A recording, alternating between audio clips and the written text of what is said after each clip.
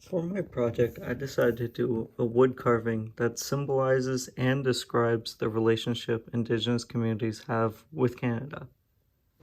The first aspect of this piece are the feathers at the top corners of the piece. They symbolize the universal symbol for Indigenous culture.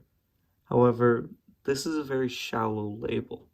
They also are placed at the top, embroidering the map of Canada to symbolize the commitment Canada has to insignificant performative changes to repair the relationship between Indigenous communities and Canada. The feathers are also placed above the Hiawatha belt and the Gladue symbol because in society, performative actions are seen and enacted more than significant and real changes. The Hiawatha belt is significant in and of itself because the belt represents the 5 original members of the Haudenosaunee Confederation. Further, the belt symbolizes their agreement to live in peace with one another. The reason why this is significant is because of the peace agreement between the nations and what the belt symbolizes. This is an example of the government's disregard for the peace. Even though they are not included in the agreement, the government has a moral obligation to act in accordance with the agreement. The leaders of all 5 nations agreed to peace and affirmed that peace by burying all of their weapons. Yet the government refuses to, and that is why the belt is placed below the map of Canada, to depict the views of this treaty and what it represents, something that is below the significance of the nation itself. At the bottom right of the piece, the symbol is of the Gladue reports. Gladue reports are reports of Indigenous individuals that are compiled of their background, Aboriginal background, and the circumstances which led them to the courts. These are significant to the courts because it allows the judge to uphold Section 718.2e of the Criminal Code. This section specifically refers to Indigenous offenders. The courts are required to use any piece of information within reason as a mitigating factor in sentencing of Indigenous offenders. This is a way for the government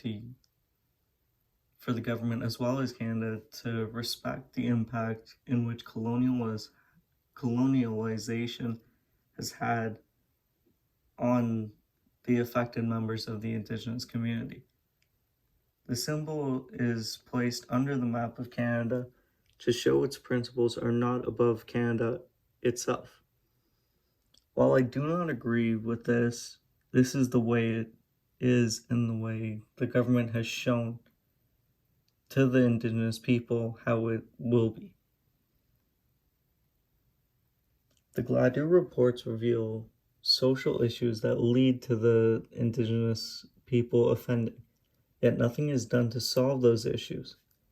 Indigenous communities are underfunded, overpoliced, and the communities at large suffer from the government infringing upon their rights, especially when it comes to land and territories. These are issues specifically mentioned in Gladue reports, as well as the trial of Gladue herself. The center of the piece is a map of Canada.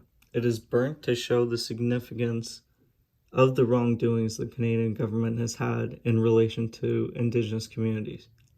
It is also there to symbolize the issues the Indigenous community has raised that they are not only isolated to their respective communities, but to Canada as a whole. We know the injustices these people have continued to endure. This creates injustice for all of us, creating an unjust society for all. The symbolism of the burnt wood is that it can never be unburnt. The damage is irreversible.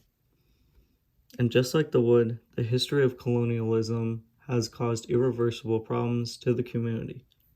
Furthermore, trying to fix those issues causes more problems because it never seems to address the root cause.